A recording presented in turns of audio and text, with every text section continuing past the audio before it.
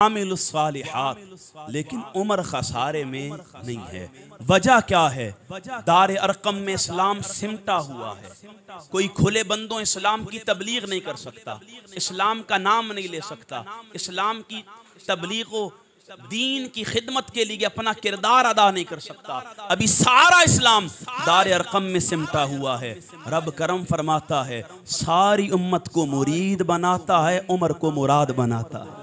जब उमर मुस्तफ़ा करीम की मुराद बन के दायरा इस्लाम में दाखिल होते हैं, फिर करीम आका की मैयत में हुजूर की ज़ात पर ईमान लाने के बाद हुजूर की बारगाह से इसने कलाम पाकर हजरत उमर बैतुल्लाह के इहाते में खड़े होते हैं, इस्लाम का खुतबा पेश करते हैं। खुतबा पेश करने के साथ साथ जो ही कुफ्र उमर की आवाज़ सुनता है, अभी चेहरा नहीं देखता, उतबा, शैबा, रबैया तलवारें बेनयाम करके सैने हरम की तरफ दौड़ते हैं कि आज इस्लाम का नाम लेने वालों का निशान तक मिटा देंगे। वामिलुस्सालिहात, जब वो सैने हरम के करीब होकर सामने उमर को खड़ा हुआ देखते हैं, अमल साले उमर की जात से सरजर्द होते हुए देखते हैं, उमर को देखकर उनका पिता पानी हो जाता है। इस्लाम का बोल हमेशा के लिए बाला हो जाता।